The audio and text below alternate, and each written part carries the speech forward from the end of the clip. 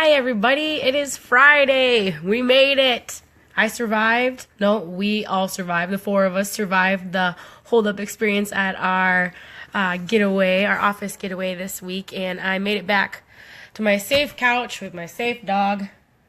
I swear we do other things besides just hang out on this couch. This just happens to be a good spot for me to sit and ponder and ramble, I guess.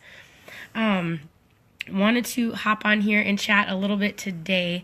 So, when times get stressful, when we have a lot to do, is when we really neglect taking care of ourselves. And really, that's when it's the most important. So the past 2 days when we have been literally holed up, strategizing and coming up with new ideas and new events and fun and exciting things for the office and for you as our practice members, our practice family. We maybe consumed some adult beverages. Our diet may have been a little bit garbage.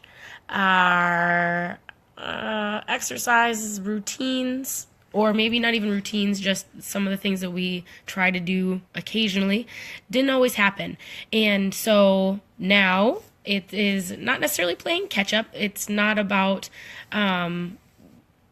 feeling guilty. It's something that I struggle with myself, so I'm working on it. But now comes the part of, like I said, it's not catching up, but taking care of ourselves. So if we think of our ability to handle stress and life in general as a gap, okay? We talk about stress all the time and how terrible it is.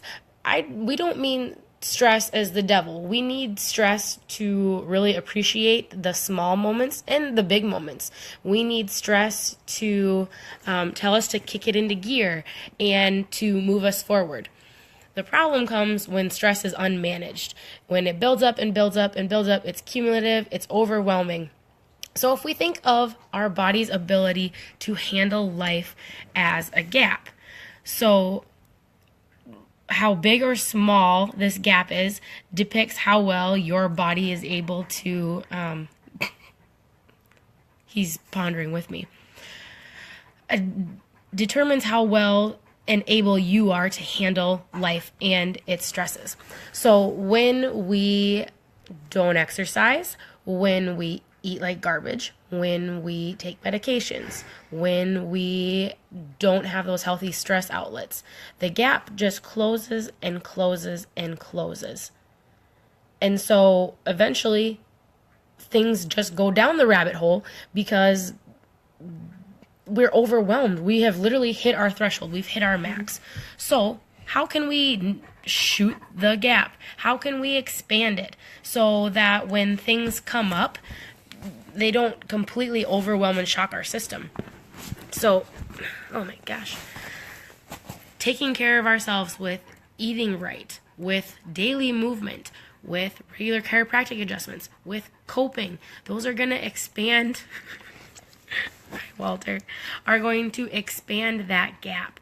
And expanding the gap is ideally, I wish that I had two hands so I could really make the gap huge and not just this little 4-inch span that one hand goes.